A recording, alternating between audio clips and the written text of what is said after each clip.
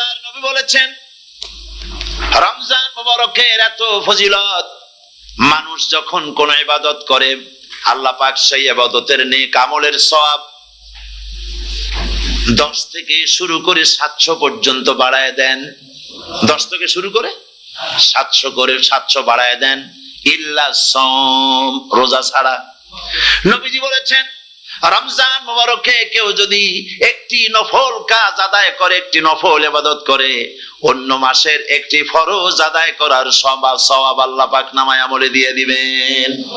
রমজান মুবারকে কেউ যদি একটি ফরজ আদায় করে, অন্য মাসের 70টি ফরজ আদায় করার মতো সওয়াব আমলনামায় আল্লাহ দিয়ে দিবেন। সুবহানাল্লাহ।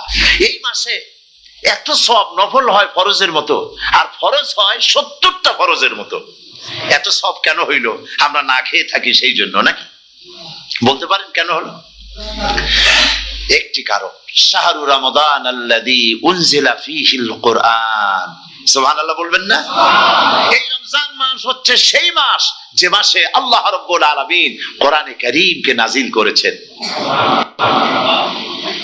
এই মাসের মধ্যে একটি রাত আছে খায়রুম মিন আলফি শাহর, যে রাতটি 1000 মাসের চাইতে বেশি গুরুত্বপূর্ণ আল্লাহর কাছে। সুবহানাল্লাহ।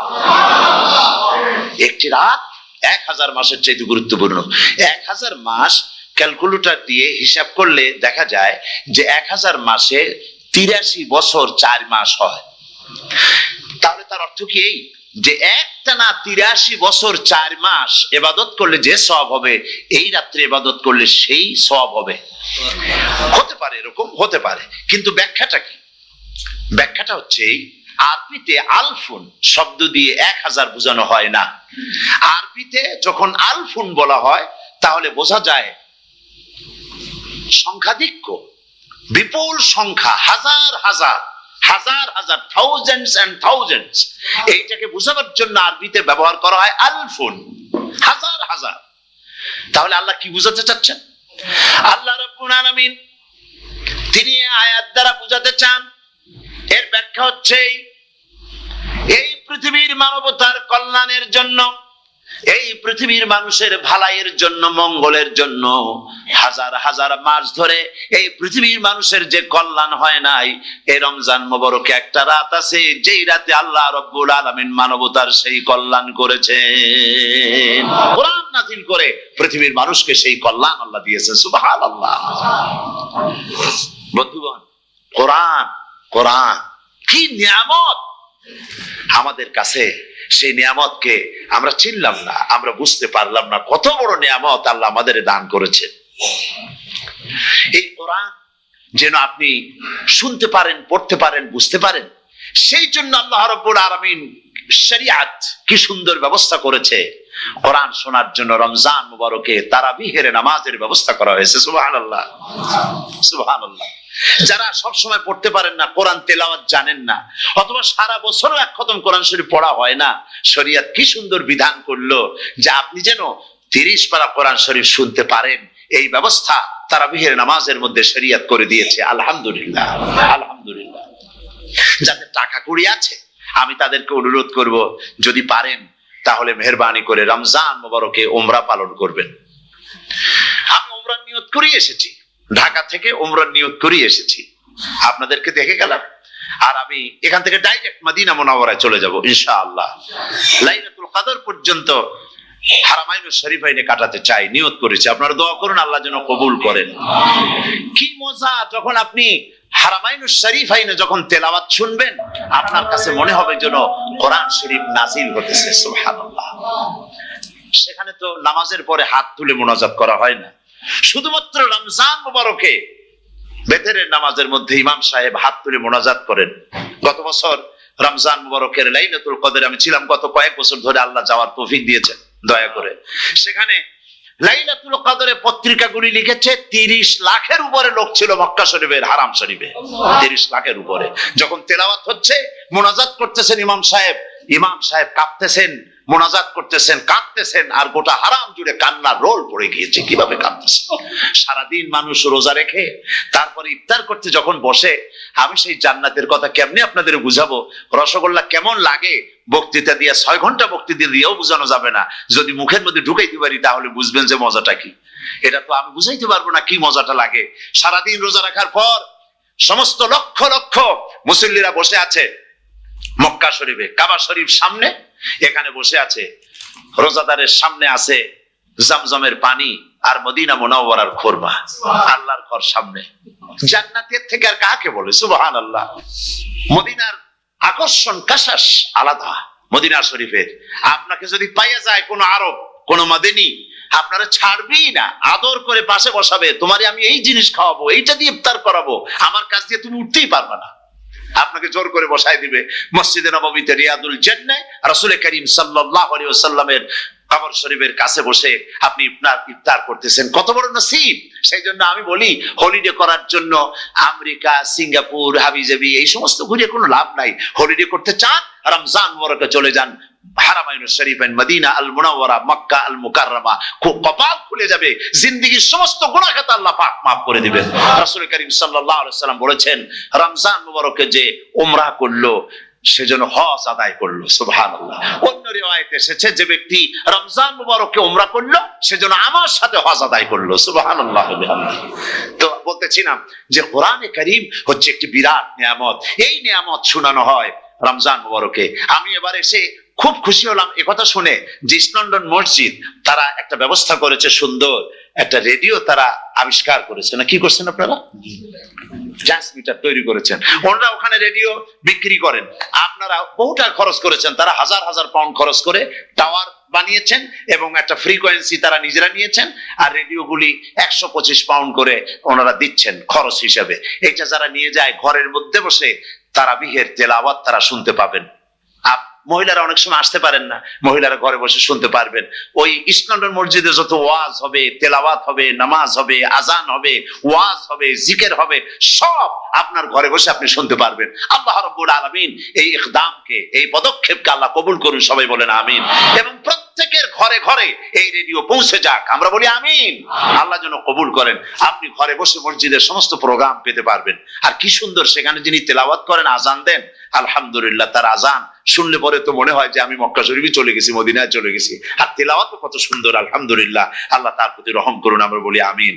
যে পবিত্র রমজানুল মুবারক, এটি হচ্ছে, এটি কি জিনিসটা, কি জিনিসটা বোঝাবার জন্য আমি বলি, যেমন এই ঘড়িটা এটা কেনার পর 2-1 বছর পর এটা ফাস্ট হয় অথবা কি হয়, স্লো হয়ে যায়।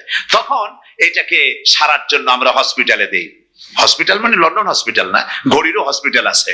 তো ঘড়ির হসপিটালে দিলাম, ওরা এটাকে দেখে শুনে ওয়াইরিং করে টরে দিল ঠিক মতো। একবার যদি ঠিক করে দিল, আবার আমার 1-2 বছর চললো, আর কোনো ডিস্টার্ব করবে না, ঠিক কিনা? আপনার গাড়ির ইঞ্জিন যদি কোনো রকমের অসুবিধা করে, তাহলে গাড়ির ইঞ্জিনকে ওভারহোলিং করতে হয়, ইঞ্জিন ডাউন দিতে হয়। একবার যদি ইঞ্জিন ডাউন দিলেন, ওভারহোলিং করলেন, তাহলে আপনার এই গাড়ি 5-6 বছরের জন্য আর হাত দিতে হবে না। এই কথাগুলি বুঝতে পারছেন কিনা? সারা জীবন, সারা মাস অন্যায় করার পরে, গুনাহ করার পরে মানুষের অন্তঃকরণে কালিমা লেগে যায়। আল্লাহ রাব্বুল আলামিন রমজান মুবারকের একটা ব্যবস্থা করেছেন, ইঞ্জিন ওভারহোলিং এর মতো, ইঞ্জিন ডাউন দেওয়ার মতো। আপনার কালকে, আপনার আত্মাকে, আপনার বিবেককে, আমার বিবেককে পরিষ্কার করার জন্য রমজান মাস করে দিয়েছেন। রমজান মুবারকের একটি মাসের কোর্স যদি কমপ্লিট করা যায়, তাকওয়া দিয়া যদি ভরে দেওয়া যায়, তাহলে বাকি 11 মাস আরামসে চলবে, কোনো অসুবিধা হবে না।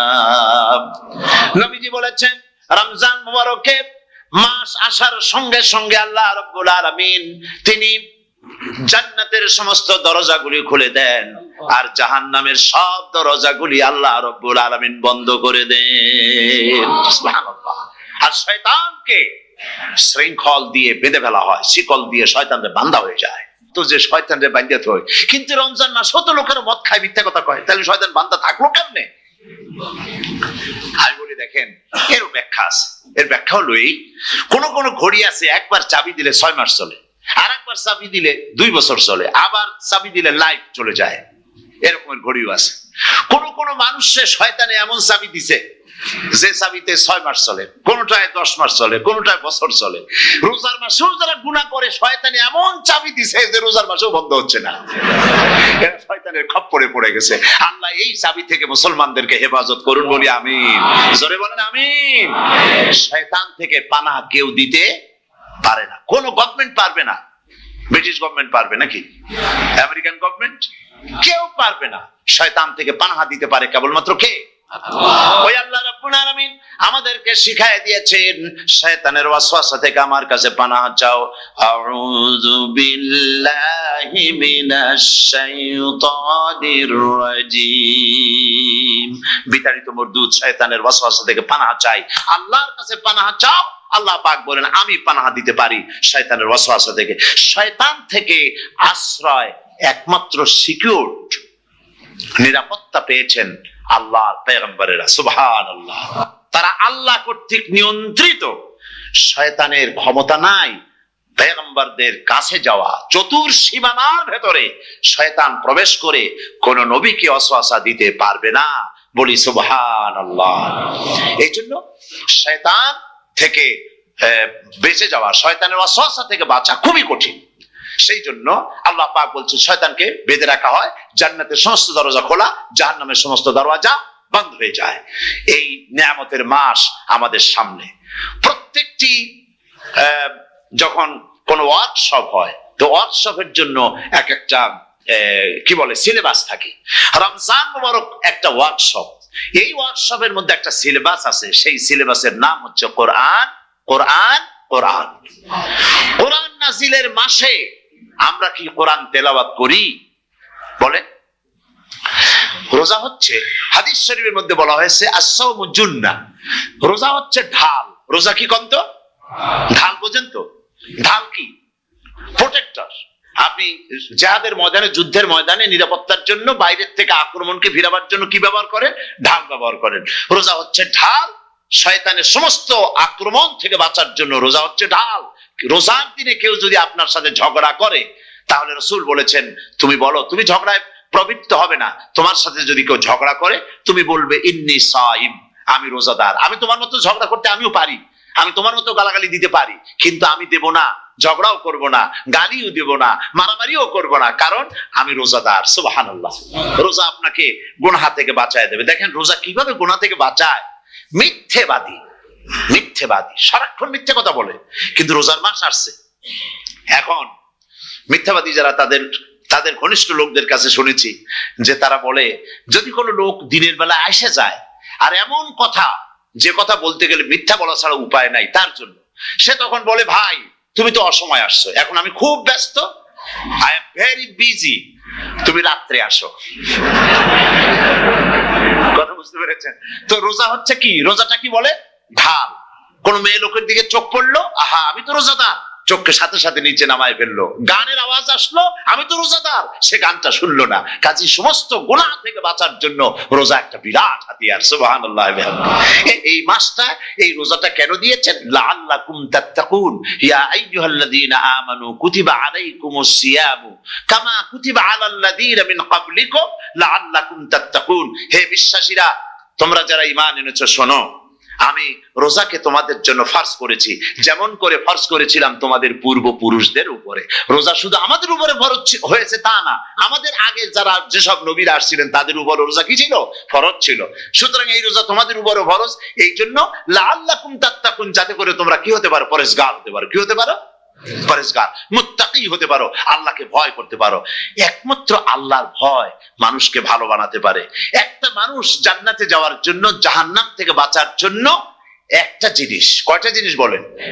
একটি জিনিস যদি ভেতরে থাকে তাহলে সমস্ত গুনাহ থেকে বাঁচতে পারে।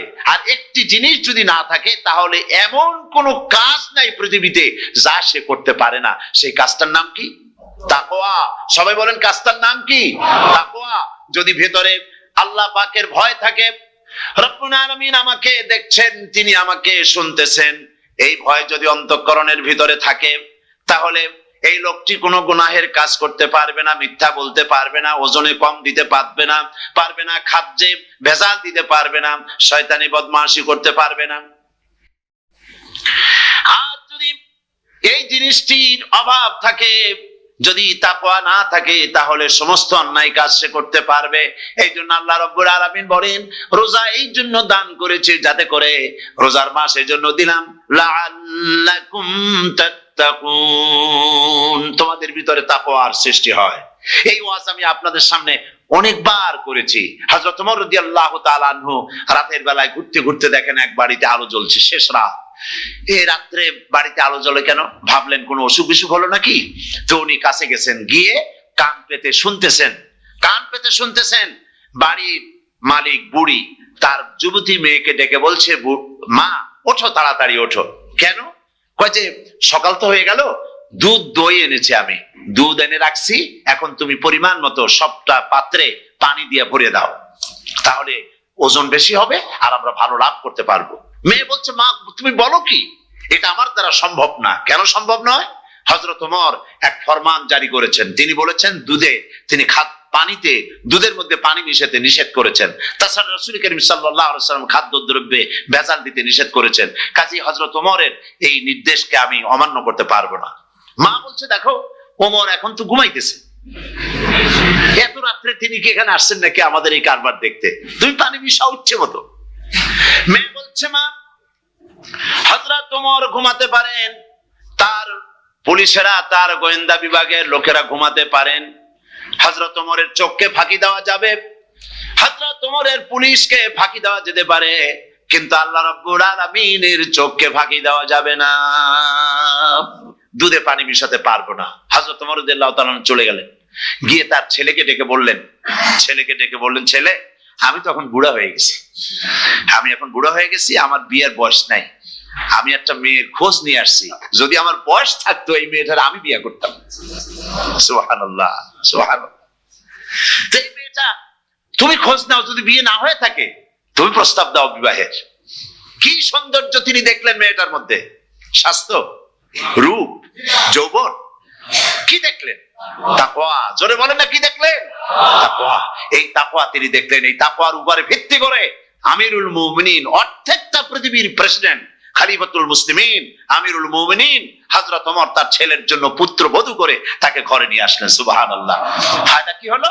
ফায়দা এই হলো, এই মেয়ের গর্ভে যে মেয়ে হলো, সেই মেয়ের গর্ভে ফারুকে সানি হযরত ওমর ইবনে আব্দুল আজিজ রাহমাতুল্লাহ আলাইহির মতো ফারুকে সানি আল্লাহ দান করে দিলেন। সুবহানাল্লাহ ওয়া বিহামদি।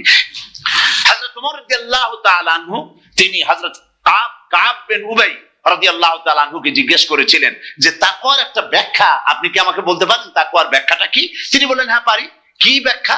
তিনি বললেন যে দেখুন, তাকওয়ার ব্যাখ্যা হচ্ছে এই যে সংকীর্ণ একটি রাস্তা, সরু ন্যারো একটা রোড, এই ন্যারো রোডের দুই দিকে আছে কাঁটাযুক্ত লতা পাতা, এই কাঁটাযুক্ত লতা পাতার মধ্য দিয়ে এই সরু রাস্তা দিয়ে আপনি যখন যাবেন তো কিভাবে যাবেন?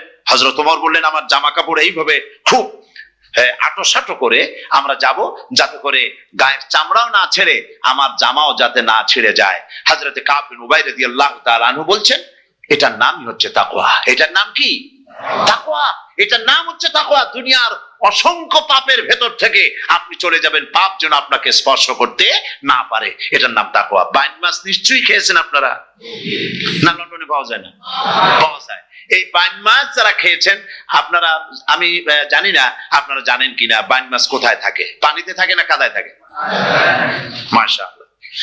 কিন্তু এই বাইন মাছ যারা ধরেছে তাদের মুখে শুনেছি আমি যে বাইন মাছ থাকে কাদায়, ওকে যখন ধরে টেনে বের করা হয় কাদার মধ্য থেকে, এক ফোঁটা কাদা ওর গায়ে নাই।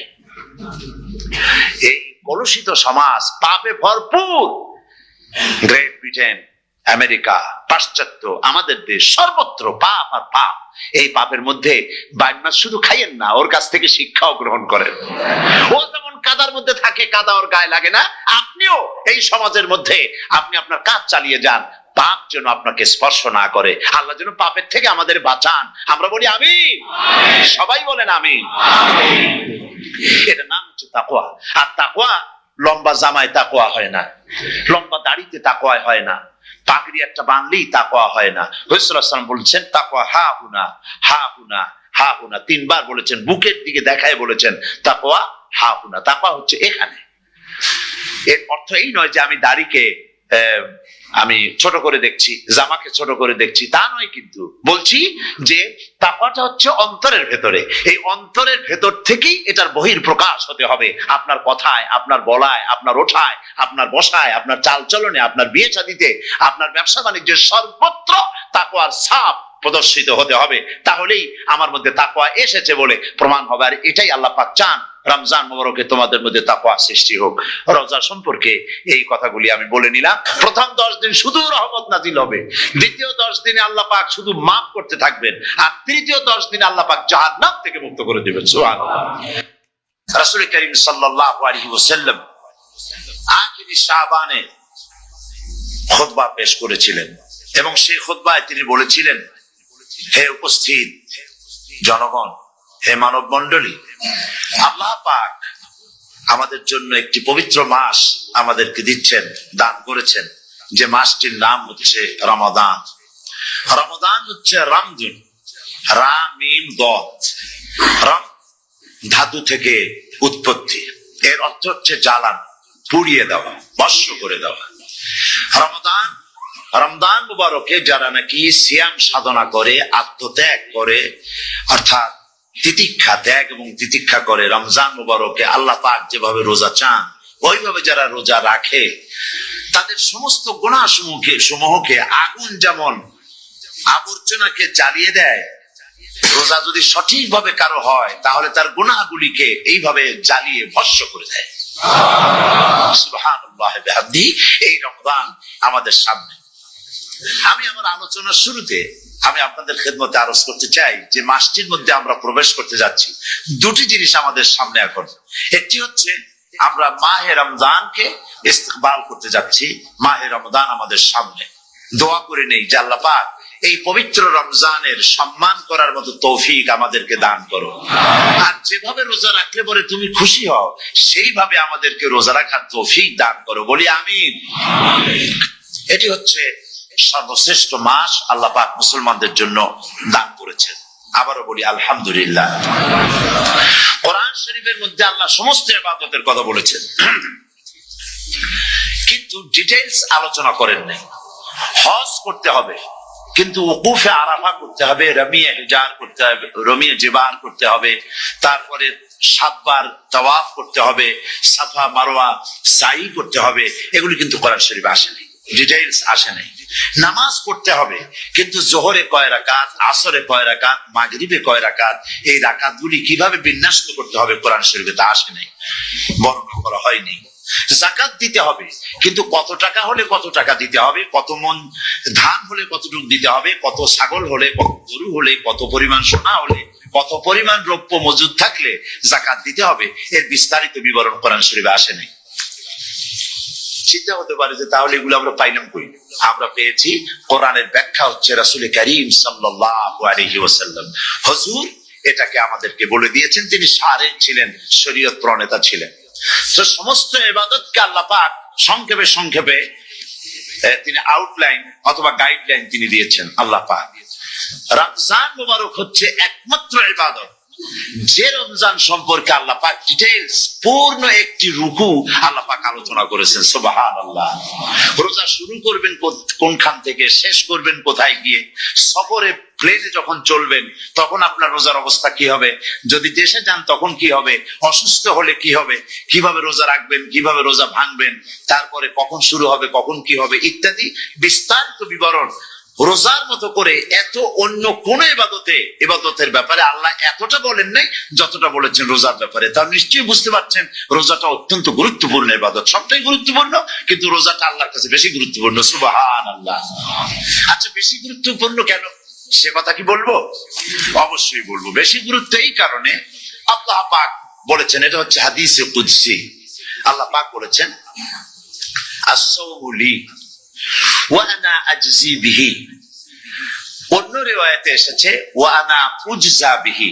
আস-সাওমু লি, রোজা হলো আমার জন্য। কে বলতেছেন বলুন তো? আল্লাহ পাক বলছেন রোজা হচ্ছে আমার জন্য, রোজার পুরস্কার আমি দেব। অন্য বর্ণনায় এসেছে রোজা আমার জন্য আর রোজাদারের পুরস্কার আমি আল্লাহ নিজেই পুরস্কার। সুবহানাল্লাহ, সুবহানাল্লাহ। তাহলে প্রশ্ন আসে, আল্লাহ পাক বলছেন রোজা আমার জন্য, আস-সাওমুলি, আল্লাহ তো এই কথা কোথাও বলেননি আজ-যাকাতুলি, আস-সালাতুলি, আল-হাজ্জুলি।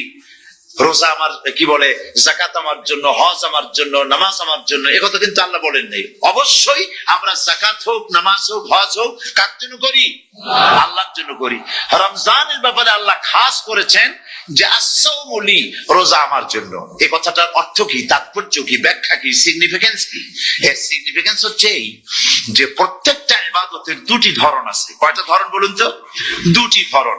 একটি ধরন হচ্ছে বাহ্যিক, আর একটা হচ্ছে আভ্যন্তরীণ। প্রত্যেকটা ইবাদতের দুটি দিক আছে, একটা মানুষকে দেখানো আর একটা ভেতরের। যেমন নামাজ, একটি লোক নামাজ পড়ে না, কিন্তু এমন একটা সমাবেশের মধ্যে পড়ে গেছে, সবাই নামাজ পড়ে। এখন আমি যদি নামাজ না পড়ি তাহলে লোকে বলবে কি? তখন উজু আছে কি না আছে দাঁড়াই গেল, আল্লাহু আকবার। তাহলে দেখা গেল নামাজ আল্লাহর জন্য পড়ে, আবার মানুষের জন্য দেখাবার জন্য করে। যাকাত এটা দেয় মানুষে, তার নিয়তটাকে আল্লাহ পাক ভালো জানেন। কিন্তু কিছু লোক তেমন আছে, যাকাতের নামে লুঙ্গি, আমাদের দেশে আছে, এখানে কি করে আমি জানি না, লুঙ্গি শাড়ি কিনে তারপরে বাড়িতে সব জমা করে এরপরে গরিবদের দাওয়াত দেয় এবং সকলকে দেখায় এইভাবে লুঙ্গি দিল, শাড়ি দিল, লোকেরা দেখলো যে যাকাত দিল, খুব যাকাত দিয়েছে। কোরবানির ব্যাপারে এভাবে বিরাট একটা গরু কিনলো, কিনে মানুষকে দেখাইলো। চট্টগ্রামে আছে সবচেয়ে বড় দামের গরু একটা কিনে গরুর গলায় মালা একটা পরাইয়া তারপরে শহর ঘুরায়। এখন অবশ্য এটা কমে গেছে আগের থেকে অনেক। মানুষ দেখুক যে অমুকে এই গরুটা কোরবানি করেছে। এটা কি কোরবানির জন্য হলো না মানুষকে দেখাবার জন্য হলো? হজ, টাকা আছে, লোকেরা বলবো কি যে এত টাকার মালিক, তাও হজে যায় না, সুতরাং যাই একটু হজ করে আসি। তাহলে হজ করা গেল, আবার মানুষকে দেখাবার জন্য করলো। দুটি জিনিস আছে। কিন্তু একমাত্র রোজা যদি কেউ রাখে মানুষকে দেখাবার জন্য, সকাল থেকে শুরু করে সন্ধ্যা পর্যন্ত না খাইয়া কোনো পাগলও থাকবে না। বলেন আপনারা ঠিক কিনা? সে তো মানুষকে দেখাবার জন্য দাঁত পরিষ্কার করে নিল, আর উপরে ভাত খাই নিল, বউতেও টের পাইলো না। পারবে কিনা? পারবে। টয়লেটে গিয়ে খাই নিল ভালো করে, কোন একটা আড়াল জায়গা নিয়ে খেয়ে গেল, বাচ্চাও দেখলো না, বউতেও দেখলো না, খেয়ে গেল। তাহলে সে তো রোজা রাখলো না। আল্লাহ পাক বলছেন আস-সাওমুলি, রোজা হচ্ছে আমার জন্য। যে রোজা রাখে আমার জন্যই রাখে, মানুষকে দেখাবার জন্য সারাদিন না খেয়ে থাকার কোনো প্রশ্নই ওঠে না। সুবহানাল্লাহ। সুতরাং রোজা যে রাখলো সে আমার জন্যই রাখলো। ওয়া আনা আজজি বিহি, রোজার পুরস্কার আমি আমার হাত দিয়ে দেব। সুবহানাল্লাহ, আমার হাত দিয়ে দেব।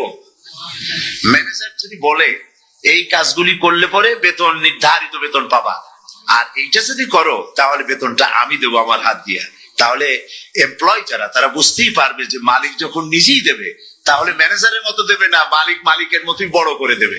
তো আল্লাহ পাক ফেরেশতাদের কাছে এটা রাখেন নাই, সব নাকি তোমরা লেখো গিয়া, আর রোজা সওয়াব আমার হাত দিয়ে আমি দেব। সুবহানাল্লাহ। এরপরে আল্লাহ পাক বলছেন, অন্য রিওয়ায়াতে এসেছে রোজা আমার জন্য, আর রোজাদারের পুরস্কার আর কিচ্ছু না, রোজাদারের পুরস্কার আমি আল্লাহ নিজেই পুরস্কার হয়ে যাব। সুবহানাল্লাহ। হাদিস শরীফে এসেছে রোজা রাখলে পরে ক্ষুধার কারণে, খালি পেটে থাকার কারণে টক্সিন জাতীয় এক প্রকারের গ্যাস তৈরি হয় পেটের ভেতরে, স্টমাকের মধ্যে, ফলে মুখে এক রকমের দুর্গন্ধের সৃষ্টি হয়। নবীজি বলেছেন রোজাদারের মুখের থেকে যে গন্ধ বের হয়, আল্লাহ পাকের কাছে রোজাদারের মুখের গন্ধ মিশক আম্বারের চাইতে বেশি পবিত্র। আপনার মুখের গন্ধটাও আল্লাহর কাছে পবিত্র। রোজাদারদের জন্য জান্নাতের একটি দরওয়াজা খাস করে রাখা হয়েছে, যার নাম রাইয়ান। এই দরওয়াজা রোজাদারদের জন্য, কেবলমাত্র রোজাদারেরা সেখান থেকে প্রবেশ করবে, আর কেউ প্রবেশ করতে পারবে না। এই রোজাদারদের সম্পর্কে আল্লাহ পাক বলেছেন, হাদিস শরীফে এসেছে, বুখারী শরীফের হাদিস, রাসূল করিম সাল্লাল্লাহু আলাইহি ওয়াসাল্লাম বলেছেন, লিসাইমে ফারহাতান, ফারহাতুন ইনদা ফিতরিহি ওয়া ফারহাতুন ইনদা লিকাই রাব্বিহি। রোজাদারের জন্য দুইটা খুশি। কয়টা খুশি বলুন তো? কে বলছেন? আল্লাহ রাসূল বলছেন রোজাদারের জন্য দুইটা খুশি। লিসাইমে ফারহাতান, দুটি খুশি। ফারহাতুন ইনদা ফিতরিহি, একটা খুশি হচ্ছে ইফতারের সময়। এই ফিতরিহিতে এই ফিত্রিহি দুটি কথা, এই একটি কথার দুটি ব্যাখ্যা হয়। একটা হচ্ছে ইফতারের সময়, ইফতারের কথা বলা হয়েছে, আর ঈদের কথাও এর মধ্যে বলা হয়েছে। ইফতারের সময় হলো একটা খুশি, আর একটা খুশি হচ্ছে ইনদা লিকাই রাব্বিহি, যখন রোজাদারের সঙ্গে আল্লাহ পাক দেখা করবেন তখন হবে আরেকটা খুশি। তার মানে হচ্ছে রোজাদারদের সঙ্গে স্পেশাল আল্লাহ রাব্বুল আলামিন সাক্ষাৎকারের ব্যবস্থা করবেন। সুবহানাল্লাহ। তাহলে দুটি জিনিস হলো, একটা হলো ইফতারের জন্য দুটা, রোজাদারের জন্য দুটা খুশি, একটা হলো ইফতারের সময়, আর একটা হচ্ছে আল্লাহর সঙ্গে যখন দেখা দেবে। যখন মাগরিব হয়ে যাবে, সূর্যাস্ত যাবে, ততক্ষণ পানাহার আর স্ত্রী সম্ভোগ থেকে বিরত থাকো। ১৫০০ বছর আগের আল্লাহ রাব্বুল আলামিনের এই নোটিশ কিভাবে কার্যকরী হচ্ছে উম্মতের মধ্যে, মুসলমানদের ভেতরে। খাবার সামনে আছে, পিপাসা লেগেছে, এখন তো পিপাসা লাগে না, খুব ঠান্ডার সময়, এখন রোজা রাখতে খুব মজা হবে, তাই না? খুব মজার রোজা। কিন্তু এই রোজা যখন জুন মাস আর জুলাই মাসে আসবে, তখন টের পায় মানুষ রোজা কাকে বলে। প্রচন্ড পিপাসা, সামনে সব খাবার পড়ে আছে, একটা খাবারের দিকে রোজাদারের হাত যায় না, ঘড়ির দিকে তাকায় আর চুপ করে বসে বসে আল্লাহর জিকির করতে থাকে। আল্লাহ কয়, ফেরেশতারা দেখ, এই বান্দা বানাইতে নিষেধ করছিলি, সুবহানাল্লাহ। আল্লাহ খুশি হয়ে যায়। রোজাদার অপেক্ষা করতে থাকে, ঠিক যখন কাটায় সময়টা এসে গেছে, তখন আল্লাহর নাম করে খোরমা দিয়ে পানি দিয়ে ইফতার শুরু করে দিল। আল্লাহ পাক খুশি হয়ে গেলেন। এই যে ইফতার, সারাদিন রোজা রেখে ইফতার করায় যে মজা, রোজা রাখলো না এরকম লোকেরাও কিন্তু ইফতার করে না? পুরান ঢাকায় আছে, ঢাকা তো কয়েকটা এলাকা আছে, পুরান ঢাকার লোকেরা নাকি বলে যে, যারা রোজা রাখে না তারা বলে যে রোজা না রাখে একরকম পাপ করছি, আর ইফতার না করে কবিরা গুনাহ করবো নাকি, ইফতার তো করাই লাগবে। তো খুব মজা করে ইফতার করে তারা। তো সারাদিন রোজা রেখে পেঁয়াজি, ছোলা, বুট, মুড়ি খাওয়াই যে মজা, সারাদিন ভাত খাইয়া তারপরে ইফতারের শরীক হওয়া, ছাগলে ঘাস খেলে যেমন লাগে ওইরকম তার মুখে লাগে, এই মজা পাবে না। রোজাদারের যে মজা লাগে সেই মজা সে পাবে না। সারা মাস রোজা থাকার পর, আল্লাহর হুকুম সারা রাত রোজা রাখার পর, তারপরে ঈদের দিনে জামা কাপড় পরিষ্কার করে, শেরওয়ানি গায়ে লাগাইয়া, পাঞ্জাবি পরে, আতর মেখে, এরপরে ঈদের জামাতে যখন দাঁড়ায় যায়, সে যে মজা পায়, সারা মাস রোজা রেখে ঈদের জামাতে গিয়ে সে যে মজা পায়, যে রোজা রাখলো না ঈদের দিনে খুব জামা, পাজামা, সেন্ট এগুলো মেখে টেকে প্রথম কাতারে গিয়ে দাঁড়ায় গেছে, ও সেই মজা পাবে না। ওর মনের মধ্যে একটা চোর ভাব থেকেই যায়। সে মনে মনে ভাবে, এই জামাত আমার না, জোর করে আসছি, এখানে দাঁড়াবার যোগ্যতা আমার নাই। মনের মধ্যে সে একটা অপরাধী ফিল করে, সে ফিল করতে থাকে। সুতরাং রোজাদারের জন্য দুইটা খুশি, একটা হচ্ছে ইফতারের সময়, আর একটা খুশি হবে যখন আল্লাহ তাদেরকে দেখা দেবেন। সুবহানাল্লাহ। এই রোজা আল্লাহ পাক দান করেছেন। আচ্ছা, কি জন্য রোজা আমাদের দিলেন? এই জন্য দিয়েছেন যে একটা মাস পৃথিবীর মুসলমানরা না খেয়ে থাকুক দিনের বেলায়, ওই না খেয়ে থাকা যে খাবারগুলি বাঁচবে, এগুলি আল্লাহ অন্য কোন এলাকার মানুষদের খাওয়াবেন না। এই জন্য করেছেন রোজা, এজন্য করেননি। রোজার ফজিলত আল্লাহ নবী বলেছেন, রমজান মুবারকের এত ফজিলত, মানুষ যখন কোন ইবাদত করে আল্লাহ পাক সেই ইবাদতের নেক আমলের সওয়াব 10 থেকে শুরু করে 700 পর্যন্ত বাড়ায় দেন। 10 থেকে শুরু করে 700 বাড়ায় দেন, ইল্লা সাওম, রোজা ছাড়া। নবীজি বলেছেন, রমজান মুবারকে কেউ যদি একটি নফল কাজ আদায় করে, একটি নফল ইবাদত করে, অন্য মাসের একটি ফরজ আদায় করার সওয়াব আল্লাহ পাক নামায়ে আমলে দিয়ে দিবেন। রমজান মুবারকে কেউ যদি একটি ফরজ আদায় করে, অন্য মাসের 70টি ফরজ আদায় করার মতো সওয়াব আমলনামায় আল্লাহ দিয়ে দিবেন। সুবহানাল্লাহ। এই মাস আমাদের সামনে, আল্লাহু আকবার বলি, আল্লাহু আকবার বলি, আলহামদুলিল্লাহ। এই পবিত্র মাস আমাদের সামনে, এই মাসে এত সওয়াব, নফল হয় ফরজের মতো, আর ফরজ হয় 70টা ফরজের মতো। এত সওয়াব কেন হইল? আমরা না খেয়ে থাকি সেই জন্য নাকি? বলতে পারেন কেন হলো? একটি কারণ, শাহরু রমাদান আল্লাযী উনজিলা ফীহিল কুরআন। সুবহানাল্লাহ বলবেন না? এই রমজান মাস হচ্ছে সেই মাস যে মাসে আল্লাহ রাব্বুল আলামিন কোরআনে কারীমকে নাযিল করেছেন। এই মাসের মধ্যে একটি রাত আছে খায়রুম মিন আলফি শাহর, যে রাতটি 1000 মাসের চাইতে বেশি গুরুত্বপূর্ণ আল্লাহর কাছে। সুবহানাল্লাহ। একটি রাত 1000 মাসের চাইতে গুরুত্বপূর্ণ। 1000 মাস ক্যালকুলেটর দিয়ে হিসাব করলে দেখা যায় যে 1000 মাসের 83 বছর 4 মাস হয়। তাহলে তার অর্থ কি এই যে একটানা 83 বছর 4 মাস ইবাদত করলে যে সওয়াব হবে, এই রাত্রে ইবাদত করলে সেই সওয়াব হবে।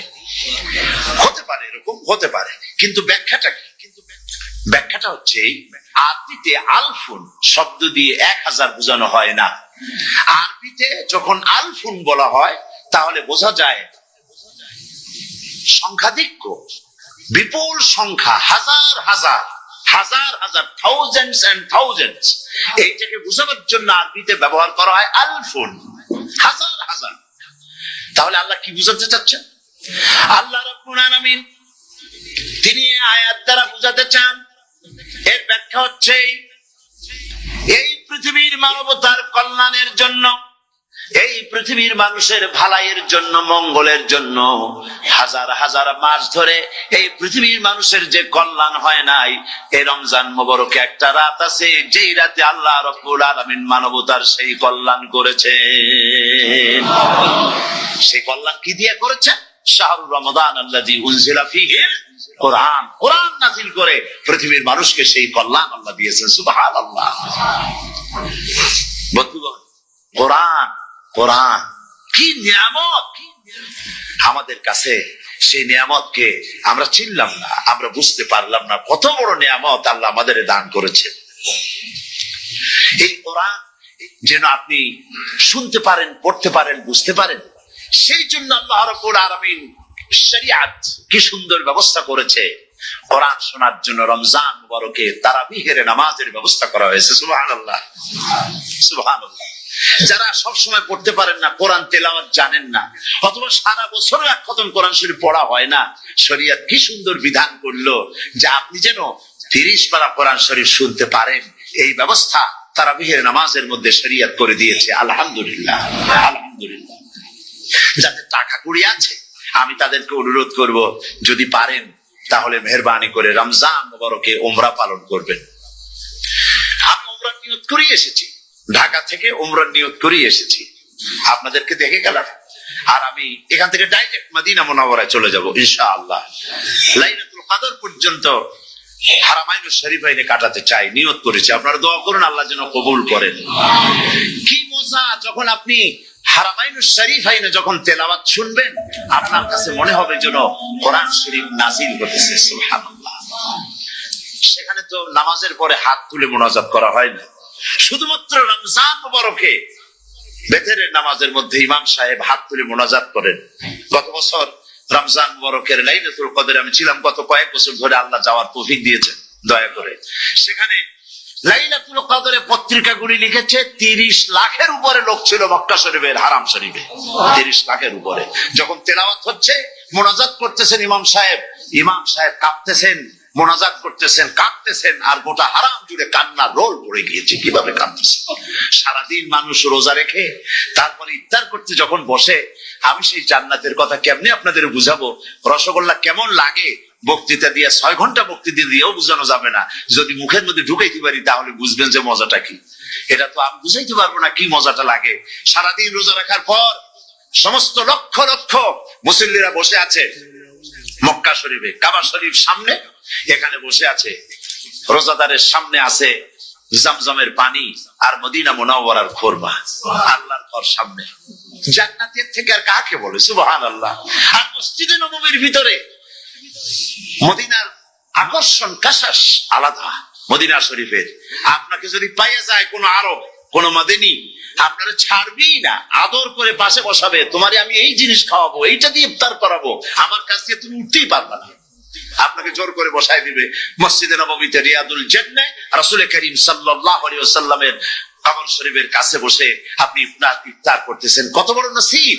সেই জন্য আমি বলি, হলিডে করার জন্য আমেরিকা, সিঙ্গাপুর, হাবিজাবি এই সমস্ত ঘুরে কোনো লাভ নাই। হলিডে করতে চান, রমজান মুবারকে চলে যান হারামাইন শরীফাইন, মদিনা আল মুনাওয়ারা, মক্কা আল মুকাররমা। কপাল খুলে যাবে, জিন্দেগীর সমস্ত গুনাহ খাতা আল্লাহ পাক মাফ করে দিবেন। রাসূল করিম সাল্লাল্লাহু আলাইহি ওয়াসাল্লাম বলেছেন, রমজান মুবারকে যে উমরা করলো সেজন্য হজ আদায় করে বসে আপনি শুনতে পারবেন। আল্লাহ রাব্বুল আলামিন এই ইকদামকে, এই পদক্ষেপকে আল্লাহ কবুল করুন, সবাই বলেন আমিন। এবং প্রত্যেকের ঘরে ঘরে এই রেডিও পৌঁছে যাক, আমরা বলি আমিন। আল্লাহ যেন কবুল করেন। আপনি ঘরে বসে মসজিদের সমস্ত প্রোগ্রাম পেতে পারবেন। আর কি সুন্দর সেখানে যিনি তেলাওয়াত করেন, আজান দেন, আলহামদুলিল্লাহ, তার আজান শুনলে পরে তো মনে হয় যে আমি মক্কা শরীফে চলে গেছি, মদিনায় চলে গেছি। আর তেলাওয়াত কত সুন্দর, আলহামদুলিল্লাহ। আল্লাহ তার প্রতি রহম করুন, আমরা বলি আমিন। সুতরাং বলতেছিলাম যে পবিত্র রমজানুল মুবারক এটি কি জিনিসটা, কি জিনিসটা বোঝাবার জন্য আমি বলি, যেমন এই ঘড়িটা এটা কেনার পর 2 বছর পর এটা ফাস্ট হয় অথবা কি হয়, স্লো হয়ে যায়। তখন এটাকে সারার জন্য আমরা হসপিটালে দেই। হসপিটাল মানে লন্ডন হসপিটাল না, ঘড়িরও হসপিটাল আছে। তো ঘড়ির হসপিটালে দিলাম, ওরা এটাকে দেখে শুনে ওয়াইনিং করে টরে দিল ঠিক মতো। একবার যদি ঠিক করে দিল, আবার আমার 1-2 বছর চললো, আর কোনো ডিস্টার্ব করবে না, ঠিক কিনা? আপনার গাড়ির ইঞ্জিন যদি কোন রকমের অসুবিধা করে, তাহলে গাড়ির ইঞ্জিনকে ওভারহোলিং করতে হয়, ইঞ্জিন ডাউন দিতে হয়। একবার যদি ইঞ্জিন ডাউন দিলেন, ওভারহোলিং করলেন, তাহলে আপনার এই গাড়ি 5-6 বছরের জন্য আর হাত দিতে হবে না। এই কথাগুলি বুঝতে পারছেন কিনা? সারা জীবন, সারা মাস অন্যায় করার পরে, গুনাহ করার পরে মানুষের অন্তঃকরণে কালিমা লেগে যায়। আল্লাহ রাব্বুল আলামিন রমজান মুবারকের একটা ব্যবস্থা করেছেন, ইঞ্জিন ওভারহোলিং এর মতো, ইঞ্জিন ডাউন দেওয়ার মতো।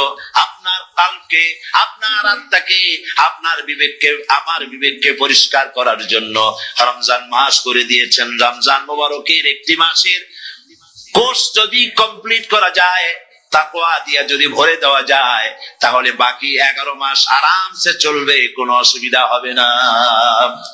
নবীজি বলেছেন, রমজান মুবারকের মাস আসার সঙ্গে সঙ্গে আল্লাহ রাব্বুল আলামিন তিনি জান্নাতের সমস্ত দরজাগুলি খুলে দেন, আর জাহান্নামের সব দরজাগুলি আল্লাহ রাব্বুল আলামিন বন্ধ করে দেন। সুবহানাল্লাহ।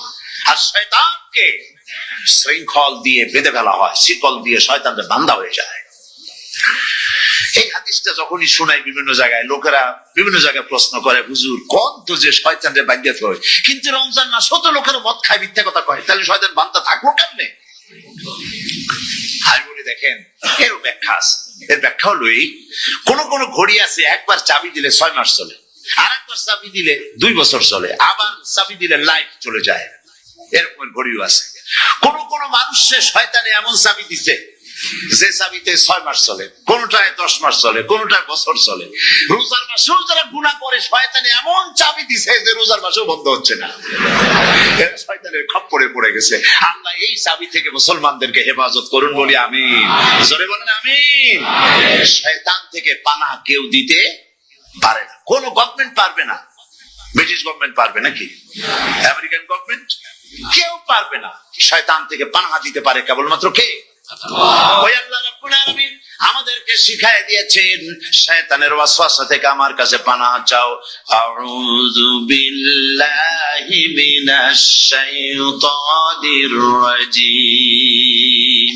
বিতাড়িত মরদুদ শয়তানের ওয়াসওয়াসা থেকে পানাহ চাই, আল্লাহর কাছে পানাহ চাও। আল্লাহ পাক বলেন, আমি পানাহ দিতে পারি শয়তানের ওয়াসওয়াসা থেকে। শয়তান থেকে আশ্রয় একমাত্র সিকিউর, নিরাপত্তা পেয়েছেন আল্লাহর পয়গম্বরেরা। সুবহানাল্লাহ।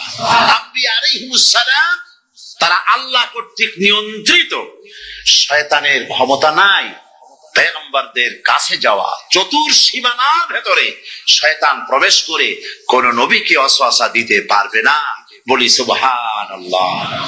এই জন্য শয়তান থেকে বেঁচে যাওয়া, শয়তানের ওয়াসওয়াসা থেকে বাঁচা খুবই কঠিন। সেই জন্য আল্লাহ পাক বলছে, শয়তানকে বেঁধে রাখা হয়, জান্নাতের সমস্ত দরজা খোলা, জাহান্নামের সমস্ত দরজা বন্ধ হয়ে যায়। এই নিয়ামতের মাস আমাদের সামনে। প্রত্যেকটি যখন কোন ওয়ার্কশপ হয়, তো ওয়ার্কশপের জন্য এক একটা কি বলে সিলেবাস থাকে। রমজান মুবারক একটা ওয়ার্কশপ, এই ওয়ার্কশপের মধ্যে একটা সিলেবাস আছে, সেই সিলেবাসের নাম হচ্ছে কোরআন। কোরআন কোরআন কোরআন নাজিলের মাসে আমরা কি কোরআন তেলাওয়াত করি? বলে রোজা হচ্ছে, হাদিস শরীফের মধ্যে বলা হয়েছে as-sawmu জুন্নাহ, রোজা হচ্ছে ঢাল। রোজা কি কন্ত ঢাল, বোঝেন তো? ঢাল কি? প্রোটেক্টর। আপনি জিহাদের ময়দানে, যুদ্ধের ময়দানে নিরাপত্তার জন্য বাইরের থেকে আক্রমণকে ফিরাবার জন্য কি ব্যবহার করেন? ঢাল ব্যবহার করেন। রোজা হচ্ছে ঢাল, শয়তানের সমস্ত আক্রমণ থেকে বাঁচার জন্য রোজা হচ্ছে ঢাল।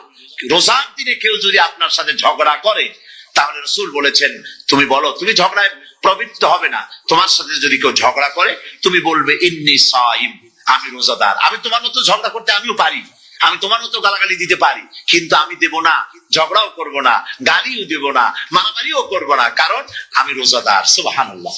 রোজা আপনাকে গুনাহ থেকে বাঁচায় দেবে। দেখেন রোজা কিভাবে গুনাহ থেকে বাঁচায়। মিথ্যেবাদী, মিথ্যেবাদী সারাক্ষণ মিথ্যে কথা বলে, কিন্তু রোজার মাস আসছে।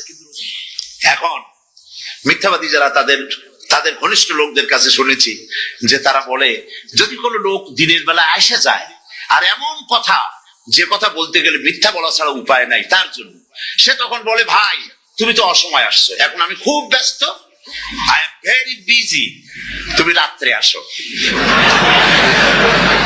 কথা বুঝতে পেরেছেন তো? রোজা হচ্ছে কি? রোজাটা কি বলে? ঢাল। কোন মেয়ে লোকের দিকে চোখ পড়লো, আহা আমি তো রোজাদার, চোখকে সাথে সাথে নিচে নামায় ফেললো। গানের আওয়াজ আসলো, আমি তো রোজাদার, সে গানটা শুনলো না। কাজে সমস্ত গুনাহ থেকে বাঁচার জন্য রোজা একটা বিরাট হাতিয়ার। সুবহানাল্লাহ।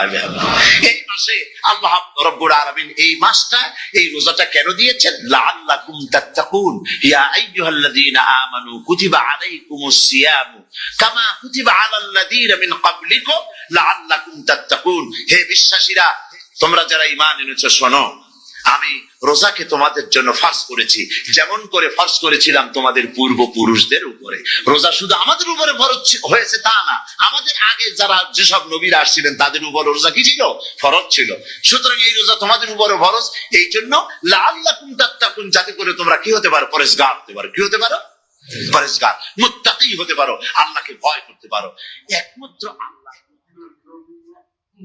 আপনাদের বাড়িতে যদি কারো বিড়াল থাকে, বিড়াল, বিড়াল বোঝেন তো না? কি বলে বিড়াল, বিলাই নাকি বলে বিড়াল।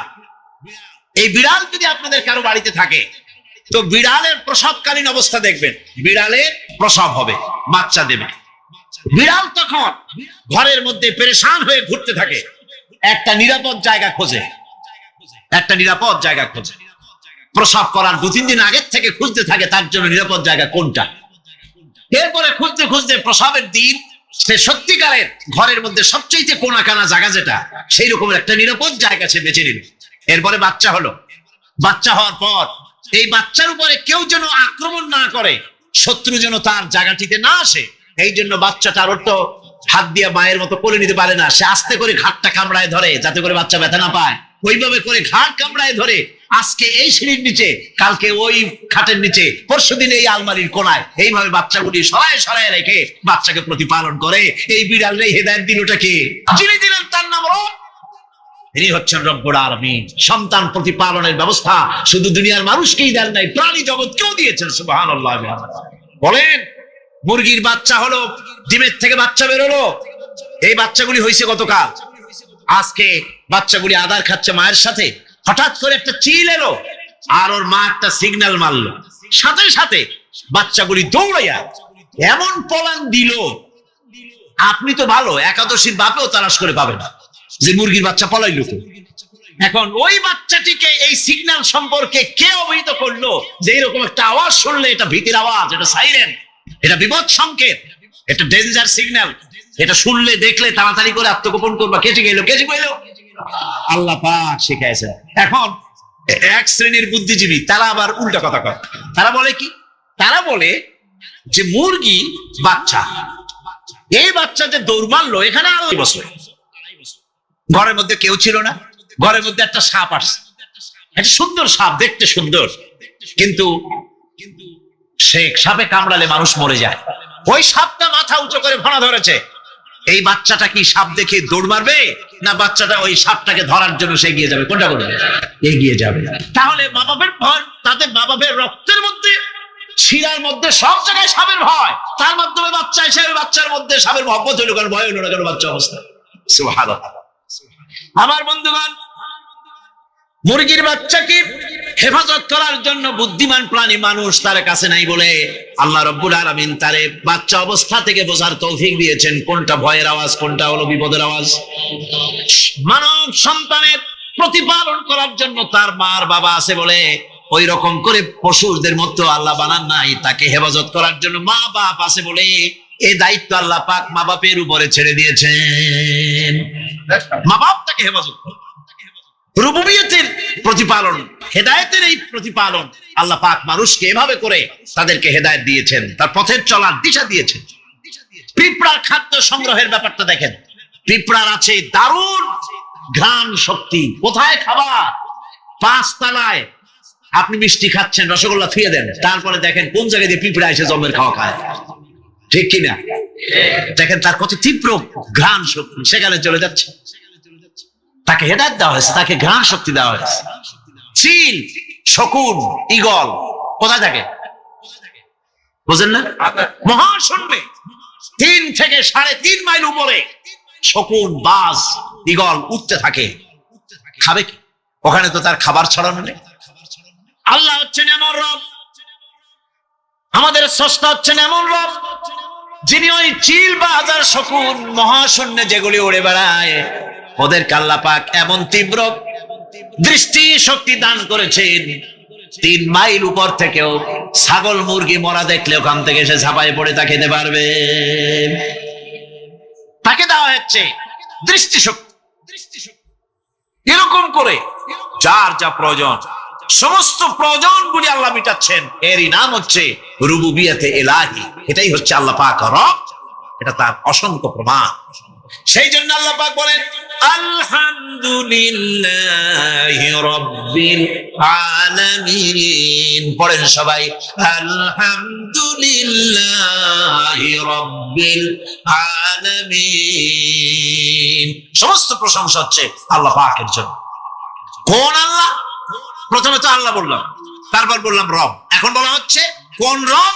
যিনি আলামিন, রব্বিল আলামিন, যিনি সমস্ত জাহানের রব। তাহলে বোঝা যাচ্ছে রব, জগৎ একটা না। জগৎ, কথা বুঝতেছেন আমার? জগৎ একটা নয়, অসংখ্য জগৎ আছে, বহুমাত্রিক জগতের কথা এখানে আল্লাহ পাক বলছে। আমি এই জন্য বলি যে কোরআন হচ্ছে বিজ্ঞানের উৎস। কোরআন বিজ্ঞানের কি? বিজ্ঞানের আবিষ্কার যত বাড়বে, বিজ্ঞান চিরটা কাল কোরআনের কাছে ভিক্ষার হাত দিয়ে এতিমের মতো দাঁড়ায় থাকবে কিয়ামত। আজ পৃথিবীর বিজ্ঞানীরা বলছে জগৎ সম্পর্কে, আমরা মনে করছি পৃথিবীটাকে, আমাদের কাছে জগৎ 2টা। কয়টা জগৎ? একটা জগৎ হলো এইটা, ইহজগৎ আর পরজগৎ, এছাড়া আর কিছু জানি না। এই 2টাই জগৎ আমাদের কাছে। এখন দেখেন বিজ্ঞানীরা কি বলছে। বিজ্ঞানীরা বলছেন সৌরজগতে শুধু আমাদের সৌরজগৎটাই শেষ না, অসংখ্য সৌরজগৎ আছে মহাশূন্যে, অসংখ্য সৌরজগৎ। পৃথিবীর প্রতি 4 বিলিয়ন মানুষ যদি এক একটা সৌরজগৎ দখল করে, তাতেও সৌরজগৎ শেষ হবে না। আরো সহস্র সহস্র বিলিয়ন বিলিয়ন সৌরজগৎ আরো ফাঁকা পড়ে থাকবে। এত সৌরজগৎ আল্লাহ সৃষ্টি করেছেন। এই মহাশূন্যে বহুমাত্রিক জগতের কথা আল্লাহ পাক এখানে বলেছেন। এই পৃথিবী একটা জগৎ, এই মাটির তলে আছে আর এক জগৎ, সমুদ্রের ভিতরে আছে পানির তলার আর এক জগৎ। আর মহাশূন্য যে কি তা আপনার মাথায় শূন্য হয়ে যাবে চিন্তা করতে করতে। এই জন্য বিজ্ঞানীরা, বড় বড় বিজ্ঞানী, এরা কিন্তু নাস্তিক হয় না। বর্তমান বিজ্ঞানীরা চিন্তা করে গবেষণা করে খেয়ে হারিয়ে ফেলছে মহাশূন্যকে দেখে। যেখানে আছে গ্যালাক্সি, যেখানে আছে মিল্কি ওয়ে, যেখানে রয়েছে অসংখ্য তারকা, এই পৃথিবীটা মহাশূন্য আল্লাহ যেভাবে তৈরি করেছেন সেই তুলনায় এই পৃথিবী একটা মার্বেলের চাইতে খুব বেশি একটা বড় কিছু হয় বলে মনে হয়। পৃথিবী যদি হয় একটা মার্বেলের মতো, তাহলে আমরা যে মানুষ, আমাদের অস্তিত্ব কোথায়? চিন্তা করেন। এবার মহাশূন্যে চলেন। মহাশূন্য, সে কি বিশাল মহাশূন্য! একটা তারকা থেকে আর একটা তারকায় যদি যেতে হয়, তাহলে সহস্র সহস্র বিলিয়ন বছরের দরকার হবে। কি বছর? এই দুনিয়ার বছর না, আলোকবর্ষ, লাইট ইয়ার। আলো চলে প্রতি সেকেন্ডে কত? 1,86,000 মাইল।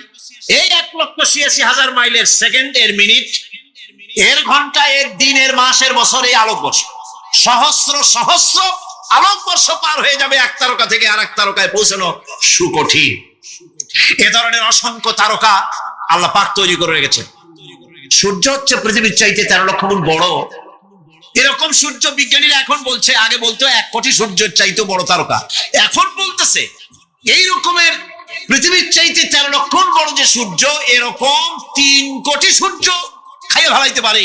এরকম সহস্র সহস্র তারকা এক একটা গ্যালাক্সির ভিতরে আল্লাহ পাক তৈরি করে গেছেন। এখন মনে হচ্ছে যে এই তারকাগুলি বড় না, এই তারকাগুলির চাইতে আবার বড় জিনিস কি, সেটাকে বলা হয় ব্ল্যাক হোল। সেটাকে বলা হয় ব্ল্যাক হোল, অন্ধকার কূপ। ব্ল্যাক হোল আবার ম্যান হোল বুঝবেন না, কিন্তু ম্যান হোলের ঢাকনা চুরি হয় যেমন। তবে একটা দৃষ্টান্ত আপনি বুঝতে পারেন, রাস্তায় রাস্তায় যেমন অসংখ্য ম্যান হোল আছে, ওই রকম করে মহাশূন্যে অসংখ্য ব্ল্যাক হোল আছে, একটা দুইটা না, অসংখ্য। এই ব্ল্যাক হোল আবার দেখা যায় না, অদৃশ্য ব্ল্যাক হোল। এই ব্ল্যাক হোল গুলো কি? এগুলি কোরআনে কারীমের মধ্যে আল্লাহ পাক বলেছেন, ফালা উকসিমু বিমাওয়াকিন নুজুম, ফালা উকসিমু বিমাওয়াকিন নুজুম, শপথ সেই পতন স্থানের যেখানে নক্ষত্র সমূহ ধ্বংস হয়ে যায়, ধ্বংসপ্রাপ্ত হয়, কসম সেই স্থান সময়ের। সুবহানাল্লাহ। এই অন্ধকার কূপের, এই অন্ধকূপের কসম করছেন আল্লাহ পাক। সেই অন্ধকূপটা কি? সেই ব্ল্যাক হোলটা কি? সেই ব্ল্যাক হোল হচ্ছে ওই যে তারকার কথা বললাম, যে সূর্য খাইতে পারে, 3 কোটি সূর্য খাইতে পারে, এই রকমের তারকাগুলি ঘুরতে ঘুরতে কোন এক কারণে যখন সে ব্ল্যাক হোলের রেঞ্জের মধ্যে এসে যায়, তখন ব্ল্যাক হোল ওকে এমন ভাবে চুষে হজম করে ফেলে, যেমন বাচ্চা চকলেট চুষে খাইয়া ফেলায়, এইরকম ব্ল্যাক হোল গুলি অত বড় তারকাগুলি খাইয়া চুষা শেষ করে ফেলে দেয়। সুবহানাল্লাহি বিহামদিহি। বিজ্ঞানীরা বলেছেন, আমাদের এই পৃথিবীটা, আল্লাহ না করুন কখনো, আমাদের এই পৃথিবীটা যদি কোনো ব্ল্যাক হোলের আওতায় পড়ে, ওর রেঞ্জে আসে, তাহলে মাত্র 2 সেন্টিমিটারের মধ্যে পৃথিবীটা তার ঘনত্ব লাভ করে ব্ল্যাক হোলের মধ্যে অদৃশ্য হয়ে যাবে, হারায় যাবে, অস্তিত্ব থাকবে। আল্লাহ পাক, আশ্চর্য লাগে আমার, বিজ্ঞানের বইপত্র যখন পড়ি আমার কাছে আশ্চর্য লাগে, 1400 বছর আগে নবী কোন বিজ্ঞানাগারে পড়াশোনা করেন নাই, কোন সায়েন্স নিয়ে রিসার্চ করেন নাই, সেই নবীর মুখ থেকে এমন বিজ্ঞানময় কোরআন আল্লাহ বের করালেন, যে আজকের পৃথিবীর মডার্ন যুগের বিজ্ঞানীরা কোরআনের কাছে এতিম হয়ে দাঁড়ায় আছে। পৃথিবীর কোন বিজ্ঞানী বলতে পারবে না যে কোরআনে কারিমের অমুক আয়াতটা আনসাইন্টিফিক, এটা হাদিস আমাদের বিজ্ঞানের সাথে মিল খায় না, এমন কথা বলতে পারবে না। বরং কোরআন সার্টিফাই করবে তোমার এই বক্তব্য, তোমার এই থিওরি মোস্ট আনসাইন্টিফিক। কোরআন বলবে, ওরা বলতে পারবে না যে আয়াতটা আনসাইন্টিফিক। সুতরাং কোরআন হচ্ছে মহান বিজ্ঞানময়, কোরআন হচ্ছে আল্লাহ পাকের দেওয়া এক মহান বিধান, যে কোরআনের কারণে আল্লাহ পাক আমাদেরকে হেদায়েত দান করেছেন। সুতরাং এই কোরআন হচ্ছে, কোরআনের মধ্যে যা আছে, গোটা কোরআনে যা আছে সব সূরা ফাতিহায় আছে। সুবহানাল্লাহি বিহামদিহি। আল্লাহ পাক বলছেন, আলহামদুলিল্লাহি রাব্বিল আলামিন। মুহাব্বতের সাথে পড়েন সবাই, আলহামদুলিল্লাহি রাব্বিল আলামিন। সমস্ত প্রশংসা, যাবতীয় প্রশংসা সে আল্লাহ পাকের, যিনি তামাম জাহানের পালনেওয়ালা রব। মানুষের সব প্রয়োজন তিনি মিটিয়েছেন। মানুষের জীবন ধারণের জন্য সব থেকে বড় প্রয়োজন পানি। সবচেয়ে বড় প্রয়োজন কি? পানি। জোরে কোন কি? পানি। জীবনের জন্য পানি এবং আর্দ্রতা, এই দুটি জিনিস অপরিহার্য, এছাড়া জীবন বাঁচবে না। আমরা দেখতে পাই সমুদ্র ভরা পানি মজুদ আছে, লক্ষ্য করেন, সমুদ্র ভরা পানি মজুদ আছে, নদী খাল বিল ভরা পানি মজুদ আছে, কিন্তু এটাই তো যথেষ্ট না। রব হচ্ছেন তিনি যিনি এই বিশাল বিশাল পানির মজুদ থেকে বাতাসকে যিনি বলেন, যিনি প্রতিনিয়ত বাষ্পীয় আকারে পানিগুলিকে সমুদ্র থেকে উত্থিত করেন, পানিগুলিকে উত্থিত করেন মহাকাশে। আল্লাহ পাক বলেন, আল্লাহুল্লাযী আরসালার রিয়াহা ফাতুসিরু সাহাবা, বাষ্প হয়ে পানিগুলি আকাশে উত্থিত হয় এবং মহাকাশে যাওয়ার পর এই পানিগুলি, লবণাক্ত পানিগুলি আল্লাহর মেশিনে সেগুলি মিষ্টি হয়ে যায়। জোরে কোন সুবহানাল্লাহ। পানিগুলি মিষ্টি হয়ে গেল, ওই মিষ্টি পানি আল্লাহ রাব্বুল আলামিন নাজিল করে দিলেন। এবার বৃষ্টি কণা কণা হয়ে পড়লো, ফোঁটা ফোঁটা বৃষ্টি। আল্লাহ খুঁজে দেখলেন বৃষ্টির ফোঁটাগুলি পৃথিবীর প্রতিটি কণা তালাশ করে তৃষ্ণার্ত কণাগুলিকে আল্লাহ পাক ভিজাই দিলেন। সেই জন্য তার নাম হলো রব।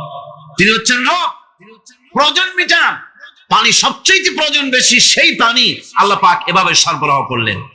জমিনের চারিদিকে নদী নালা রেখেছেন, জমিনকে আর্দ্র করেছেন, জমিনের ভিতরের পানি মিষ্টি করেছেন।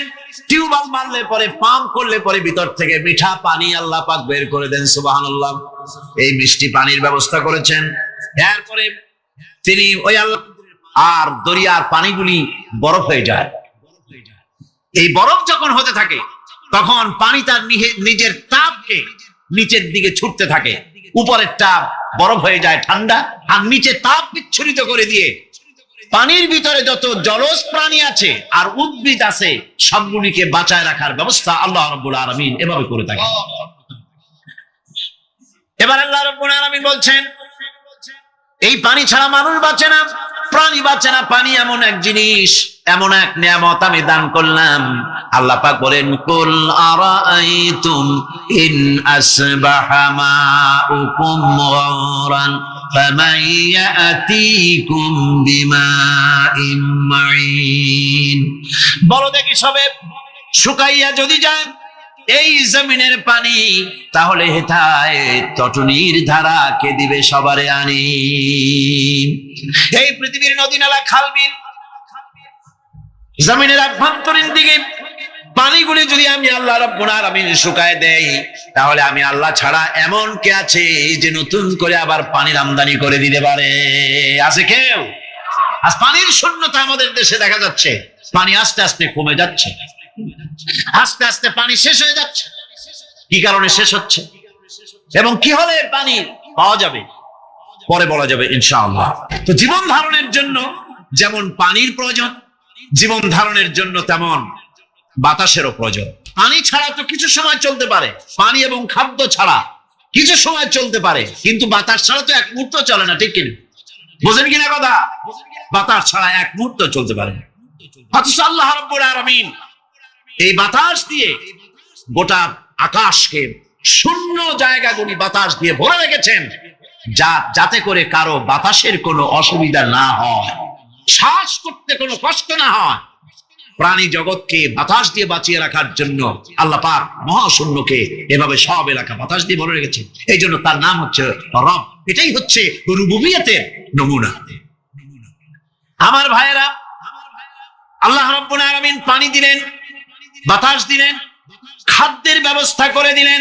শস্য শ্যামল এলাকায় আল্লাহ পাক সব জায়গাগুলিতে শস্য শ্যামল হোক অথবা উষর ধূসর মরুভূমি হোক, সারা পৃথিবী জুড়ে আল্লাহ রাব্বুল আলামিন খাবারের দস্তরখান বিছায় রেখেছেন।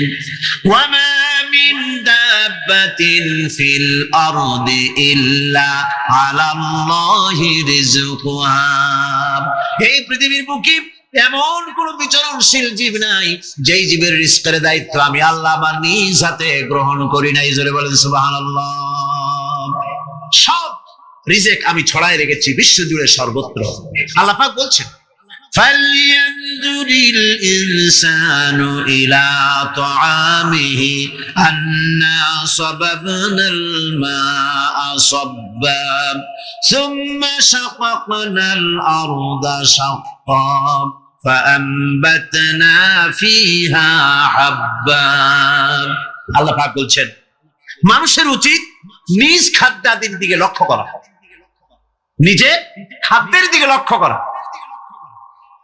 যেহেতু এই খাদ্য প্রতিদিন তার সামনে আসে, এদিকে তার লক্ষ্য করা উচিত। আমি প্রথমে জমিনের উপরে পানি বর্ষণ করি, পরে জমিনকে দীর্ণ বিদীর্ণ করি, এরপরে জমিনের ভিতরে উর্বরা শক্তি আমি দান করি। কে বলতেছেন কথা? আল্লাহ পাক বলছে। এরপরে আমি নানান জাতের ফসল ফলন তোমাদের জন্য আমি দান করে দেই। খাদ্যের দিকে নজর করতেই জন্য আল্লাহ পাক বলেছেন মানুষ চতুর্দিক থেকে তো চোখ ফিরাতে পারে, মুখ ফিরাতে পারে, কিন্তু খাদ্যের দিকে তার নজর করতেই হয়। সকালে, দুপুরে, বিকালে, রাত্রে সব সময় তার সামনে খাবার আছে। আল্লাহ পাক বলেন খাবারের দিকে একটু নজর করো, কেমন ভাবে কি সুন্দর করে খাবারগুলি তৈরি করে দিয়েছি, শুরু কিভাবে হলো, পরিপক্ক কিভাবে হলো, সেদিকে তোমরা লক্ষ্য করো। সে লক্ষ্য তো করা নাই, সমানে খায়, বিসমিল্লাহ বলেন, আলহামদুলিল্লাহ বলেন, পাইকারি দরে খাইতেই থাকে। আল্লাহ পাক বলছেন খাদ্যাদির দিকে লক্ষ্য করো। এই যে চাউল তোমরা খাচ্ছ, আটা খাচ্ছ, গম খাচ্ছ, মাছ খাচ্ছ, গোশ খাচ্ছ, তাম পৃথিবীর সমস্ত বিজ্ঞানীরা একত্রিত হয়ে একটা চাউল বানাইতে পারবে? জোরে কোন পারবে? না পারবে। পারবে প্লাস্টিকের চাউল খাবে আর কলেরা হয়ে মরবে। পৃথিবীর সমস্ত বিজ্ঞানীরা একত্রিত হয়ে একটি চাউল বানাতে পারবে না, একটা ডিম বানাতে পারবে না। পারবে একটা ডিম বানাতে? পারবে না। বিজ্ঞানীদের প্রশংসা আমরা করি, হ্যাঁ করি, বিজ্ঞানীরা অনেক কিছু বিশ্বকে উপহার দিয়েছে, কিন্তু মূল রবের কাছে আমরা যাই না, তাকে চিনতেও পারি না, সেখানে যাই না। বিজ্ঞানীরা কি করেছে? আল্লাহর বানানো জিনিসগুলি তারা ডিজাইন করেছে। ডিজাইন করতে তো নিষেধ নাই, আর ডিজাইন করাই যায়, সৃষ্টি করতে পারে না। বিজ্ঞানীরা সৃষ্টি করে নাই, ডিজাইন করেছে। কিরকম? আল্লাহ পাক চাউল তৈরি করেছেন। চাউল তৈরি করেছে কে? করেন না সবাই? এখন আপনারা সেই চাউল দিয়ে পিঠা বানান, পায়েস বানান, সেই চাউল দিয়ে ভাপা পিঠা, আরো কি যেন খায় চট্টগ্রামে রস দিয়ে, ওটাকে কি কয়? দই পিঠা নাকি ধোঁয়া পিঠা। এইভাবে করে আপনি ডিজাইন তৈরি করছেন। আটা দিচ্ছে, আল্লাহ পাক আটা তৈরি করেছেন, গম দিয়েছেন, এই আটা দিয়ে গোলগোল্লা তৈরি হচ্ছে, এর দ্বারা রুটি তৈরি হচ্ছে, এর দ্বারা অসংখ্য রকমের সিমাই টিমাই ইত্যাদি দিয়ে, লাচ্ছা সিমাই, নানান রকমের সিমাই আপনি ডিজাইন করেন, অসুবিধা নাই। আল্লাহর তৈরি করা কাঠ দিয়ে ফার্নিচার তৈরি হচ্ছে, টেবিল হচ্ছে, চেয়ার হচ্ছে, গুষ্টি শুদ্ধ হচ্ছে। আল্লাহর তৈরি করা লোহা দিয়ে মাইক হচ্ছে, স্ট্যান্ড গান হচ্ছে, ব্রেন গান হচ্ছে, তারপরে প্লেন হচ্ছে। তাহলে আমি বলতে চাইলাম, বুঝাতে চাইলাম, সমস্ত জিনিস এর স্রষ্টা কে? জোরে বলেন কে? বিজ্ঞান শুধু এগুলিকে এক জায়গায় করে অ্যাসেম্বল করছে, এগুলিকে এক জায়গায় করে এক একটা রূপ দিয়েছে। এখানে বিজ্ঞানের কৃতিত্ব আছে ঠিক, কিন্তু আপনারাই বলেন লোহা যদি আল্লাহ তৈরি না করতেন এই মাইক তৈরি হতো? রাইফেল তৈরি হতো? আর রাইফেল যদি নাই হতো তাহলে কারাগারের বন্দীগুলো মারতেন কি দিয়ে? রাইফেল যদি না হতো যুদ্ধ করতেন কি দিয়ে? ঠিক কিনা? যত মারামারি ইত্যাদি যা কিছু হচ্ছে, তো শুধু মারামারির জন্যই তো আল্লাহ লোহা বানান নাই। লোহার সবচাইতে বড় প্রয়োজন হচ্ছে জমিন কর্ষণ করা, জমিন চাষ করা। এই জমিন চাষের জন্য লাঙ্গল দরকার, শাবল দরকার, খুন্তা দরকার, কোদাল দরকার। এই লোহার দাম কেউ আল্লাহ পাকে এত লোহা বেশি দিয়েছেন, যার জন্য লোহার দাম কম। সোনা কম দিয়েছেন, যেহেতু সোনার প্রয়োজনীয়তা কম, লোহার প্রয়োজনীয়তা বেশি, এই জন্য লোহা বেশি দিয়েছেন, দামটা কমে গেছে, যার জন্য আপনারা আমার জন্য কিনে ব্যবহারটা সহজ হয়েছে। কথা ঠিক কিনা?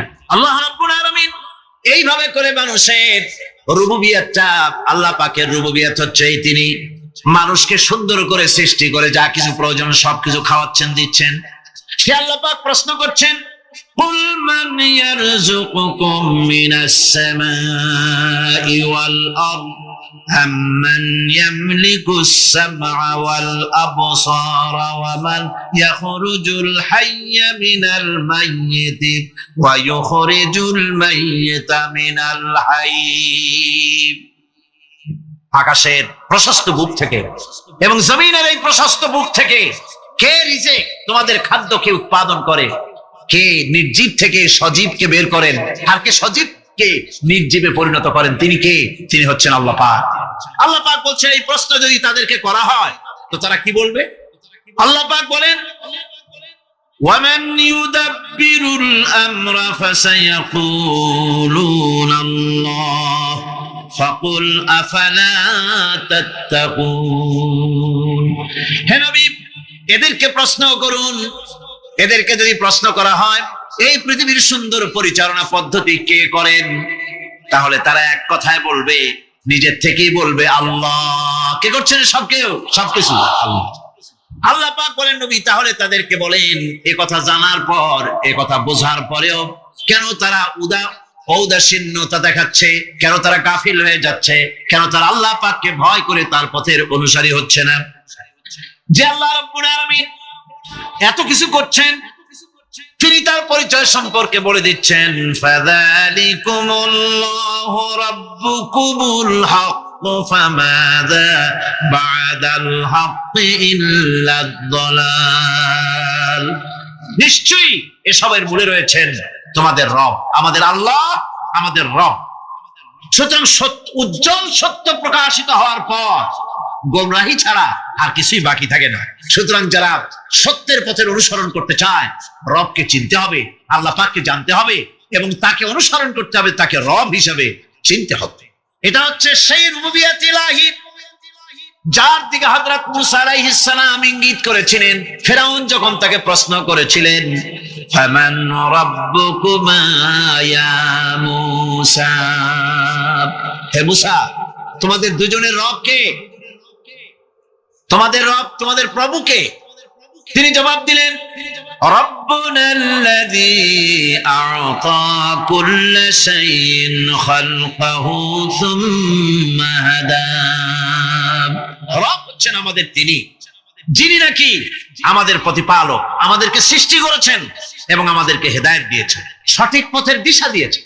এখানে হেদায়েত হচ্ছে, এখানে হেদায়েত শব্দের অর্থ হচ্ছে সৃষ্টি শুধু করেন নাই, তাকে চলা, তার খাদ্য অনুসন্ধানে, তাকে বেঁচে থাকার সবকিছুর উপকরণ, এর কমন সেন্স, এর সাধারণ জ্ঞান আল্লাহ পাক তার সাথে দিয়েছেন। তিনি হচ্ছেন রব। আমাদের ভাগ্য কত সুপ্রসন্ন, আমরা ভাগ্যবান, কারণ কোরআন শোনার সুযোগ আল্লাহ পাক করে দিয়েছেন। তারাই তো শ্রেষ্ঠ ভাগ্যবান যারা কোরআন শোনার সুযোগ পায়, যারা কোরআন তেলাওয়াত করে, যারা কোরআন বোঝে, যারা কোরআন আমল করে। তাদের থেকে সৌভাগ্যবান আর কে হতে পারে? গোটা বিশ্বের বুকে সর্বশ্রেষ্ঠ সৌভাগ্যবান জাতি হচ্ছে মুসলমান। আমি যদি প্রশ্ন করি পৃথিবীর শ্রেষ্ঠ ভাগ্যবান জাতি কারা, কি জবাব দিবেন? কারণ কোরআনে কারীম এ জাতির কাছে অবিকৃত, অকৃত্রিম উপায় এ জাতির কাছে মাহফুজ আছে, যা বিশ্বের কোন জাতির কাছে তাদের ধর্মীয় কিতাব অবিকল ভাবে নাই। এদিক থেকে আমরা সৌভাগ্যবান জাতি। আবার যদি প্রশ্ন করি এ পৃথিবীর ভিতরে হতভাগ্য জাতি কারা, আপনারা কি জবাব দিবেন? জানেন না বোধহয়। হতভাগ্য জাতিও এই মুসলমান, কারণ কোরআনে কারীমের মতো আজিম একখানা কিতাব যাদের কাছে আল্লাহ পাক আমানত হিসেবে দান করেছেন, এই কোরআনে কারীম থেকে যারা হেদায়েত নিতে পারলো না, উপকৃত হতে পারলো না, কোরআন দিয়ে ভাগ্যের পরিবর্তন করতে পারলো না, ভাগ্যকে সুপ্রসন্ন করতে পারলো না, তাদের চাইতে হতভাগ্য, তাদের চাইতে দুর্ভাগা পৃথিবীতে প্রতি অবতীর্ণ করেছি এই জন্যে যে কোরআন আপনার ভাগ্যকে সৌভাগ্যে পরিণত করে দেবে, আপনাকে সৌভাগ্যবান বানাবে। কোরআন আপনার ভাগ্যকে বিলম্বিত করবে, পর্যদস্ত করবে। আপনি ভাগ্যহারা হবেন, হতভাগ্য হবেন, এই জন্য তো কোরআন দেয়নি। কোরআন দিয়েছি ভাগ্যকে চমকায় দেওয়ার জন্য। যে কোরআন এলো, কোরআনের ধারক বাহকদের ভাগ্যের উন্নতির জন্য সেই জাতি আজ কোরআন হারা হয়ে, কোরআন ছাড়া হয়ে পৃথিবীতে লাঞ্ছিত, অবমানিত। কোরআনই পারে একটা জাতিকে সঠিক পথ প্রদর্শন করতে। কোরআন পারে একটা জাতির আকীদা বিশ্বাসকে দৃঢ় করে দিতে, বদ্ধমূল করে দিতে। সত্যিকারের মানুষ বানাতে পারে কোরআন। মানুষ বানাতে পারে কে? কোরআন। আমি এই জন্য মাঝে মধ্যে বলি, এই পৃথিবীতে যদি কোরআন না আসতো, এই পৃথিবীতে যদি নবী না আসতেন, এই পৃথিবীতে যদি আল্লাহ নবী না পাঠাতেন, কোরআন না দিতেন, কিতাব না দিতেন, ইসলাম না দিতেন, শুধু মানুষ পৃথিবীতে বাস করত, তাহলে এই বিশ্বের সমস্ত মানব মণ্ডলী যেখানে বাস করত, এই পৃথিবীটা মানুষের পৃথিবী বলা চলতো না। এই পৃথিবী হতো একটা পশুর বিচরণ ক্ষেত্র। কোরআন মানুষকে মানুষ বানিয়েছে। লাইসাল বিররা আন তুওয়াল্লু ওয়ুজুহাকুম কিবালাল মাশরিকি ওয়াল মাগরিবি ولكن البر من آمن بالله واليوم الآخر والملائكة والكتاب والنبيين। পূর্ব পশ্চিমে মুখ ঘুরানো, পূর্ব পশ্চিমে মুখ ফিরানো, এটাই পুণ্যবান নেককার সৎকার হওয়ার জন্য যথেষ্ট নয়। প্রকৃতপক্ষের মুমিন নেককার হওয়ার জন্য যে শর্তগুলি আল্লাহ পাক আরোপ করেছেন তা হচ্ছে, 1 নম্বরে কি মনে আছে?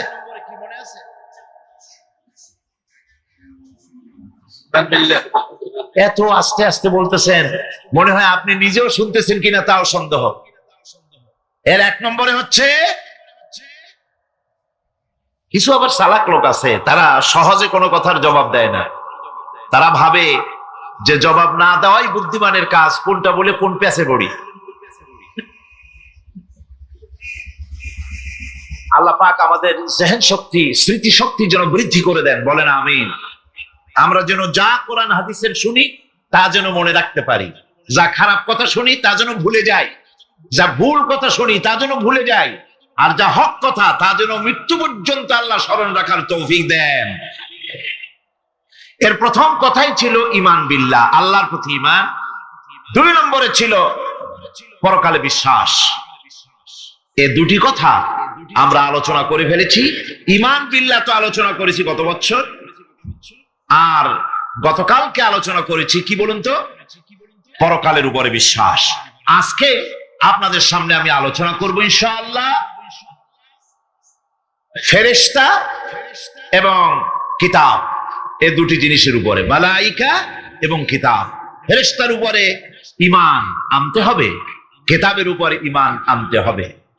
শুধু পূর্ব পশ্চিমে কতগুলো সেজদা দিলেই, এতে যদি কপালে দাগও পড়ে যায়, এটি একটি উপমা আল্লাহ দিয়েছেন, একটা উপমা, একটা দৃষ্টান্ত দিয়েছেন যে পূর্ব পশ্চিমে মুখ ঘুরানো, এটা একটি উপমামূলক কথা। এটাই যথেষ্ট নয়, ঈমান আনতে হবে, বিষয়টা বুঝতে হবে, আকীদাকে মজবুত করতে হবে।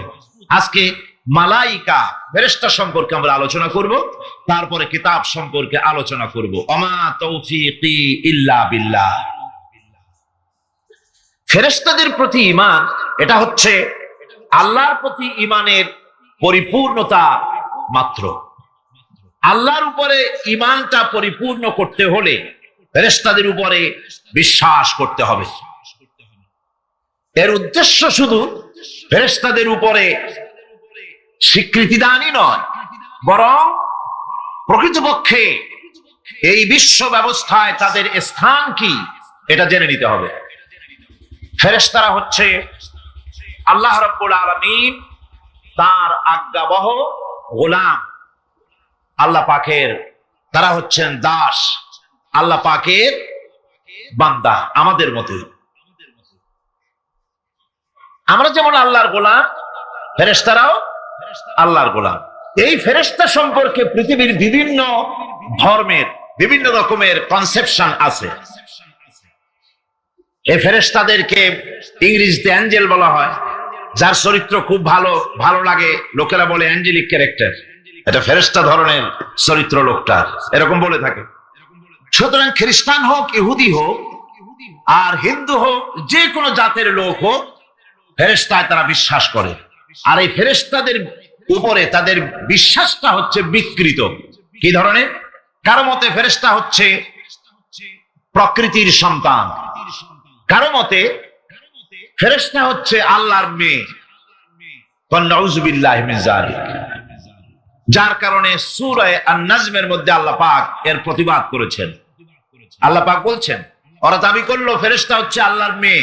আল্লাহ পাক বলছেন, আলাকুমুদ যাকারু ওয়া লাহুল উনসা তিলকা ইযান কিসমাতুন দিজা।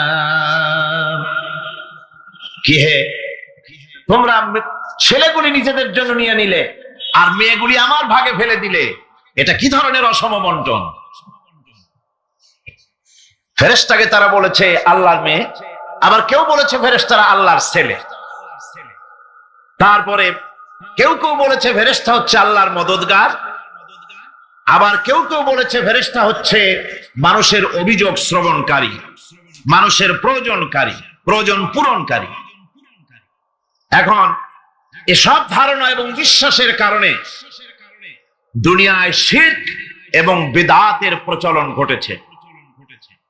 কোরআনে কারীম বিশ্ব ব্যবস্থায় ফেরেশতাদের অবস্থান কি সেটা পরিষ্কার করতে চায়, যাতে করে শিরকের সমস্ত দরজা বন্ধ হয়ে যায় আর তাওহীদের দরজা নির্ভেজাল ভাবে খুলে যায়। ইসলামের মূল বক্তব্যই হচ্ছে তাওহীদকে প্রতিষ্ঠা করা। কি প্রতিষ্ঠা করা? তাওহীদকে প্রতিষ্ঠা করা, আর শিরক আর বিদআতের শিকড় শুদ্ধ তুলে ফেলা। এটাই হচ্ছে ইসলামের মূল আইডিয়া। কোরআনের ভাষায় স্পষ্ট করে বলা হয়েছে যে ফেরেশতারা আল্লাহর মেয়েও নয়, আল্লাহর ছেলেও নয়, তারা হচ্ছে আল্লাহর বান্দা। বলুন তো ফেরেশতারা আল্লাহর কি? কোরআনে কারীমে রব্বুল আলামিন বলেন, وقالوا اتخذ الرحمن ولدا سبحانه بل عباد مكرمون। কাফেররা বলে দয়াময় কাউকে পুত্র বানিয়ে নিয়েছেন। পবিত্র সেই সত্তা যার সম্পর্কে তারা এই বাজে কথাগুলি বলে, তার কোনো ছেলেও নাই, তার কোনো মেয়েও নাই। ফেরেশতারা তো তার সম্মানিত বান্দা মাত্র। ইবাদুম মুকরামুন, ফেরেশতা হচ্ছে সম্মানিত বান্দা। সুবহানাল্লাহি ওয়া বিহামদিহি। ফেরেশতারা হচ্ছে আল্লাহর কি? শুধু বান্দা না, সম্মানিত বান্দা। কারণ ফেরেশতারা আল্লাহর সঙ্গে অবাধ্য হতে পারে না, তার কোন হুকুমকে অমান্য করার কোন অধিকার ফেরেশতাদের নাই। আল্লাহর ছেলেও নাই, আল্লাহর মেয়েও নাই। এ কথাটি ছোট্ট সূরার মধ্যে তাওহীদের একটা ক্লিয়ার কনসেপশন আল্লাহ পাক দিয়েছেন, ছোট্ট একটি সূরার ভিতরে। আমার কাছে মনে হয় যেন এই ছোট্ট সূরাটি মধ্যে এটা মনে হয় যেন একটি ঝিনুক, আর এর ভেতরে সমস্ত পৃথিবীর সমুদ্র আর মহাসমুদ্রের পানিগুলি ঢুকায় দেওয়া হয়েছে। ছোট্ট একটি সূরা তাওহীদকে এমন ভাবে প্রকাশিত হয়েছে এই সূরার মাধ্যমে, যা অন্য কোথাও এত পরিষ্কার আসেনি। আল্লাহ পাক সব জায়গায় বলেছেন, কিন্তু ছোট্ট সূরায় এক কথায় তাওহীদ প্রকাশিত হয়ে গেছে। কি? কুল হুয়াল্লাহু আহাদ। পড়েন সবাই, কুল হুয়াল্লাহু আহাদ আল্লাহুস সামাদ লাম ইয়ালিদ ওয়া লাম ইউলাদ ওয়া লাম ইয়াকুল লাহু কুফুয়ান আহাদ। আল্লাহ রাব্বুল আলামিন বলেন, নবী আপনি বলুন, আল্লাহ এক এবং একক।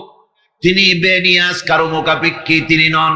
তিনি কাউকে জন্ম দেন নাই, তাকেও কেউ জন্ম দেয়নি। আকাশের জমিনে ওই আল্লাহ রাব্বুল আলামিনের সমকক্ষ কেউ নাই। তিনি এক এবং একক। এই ফেরেশতারা হচ্ছে তার অনুগত বান্দা।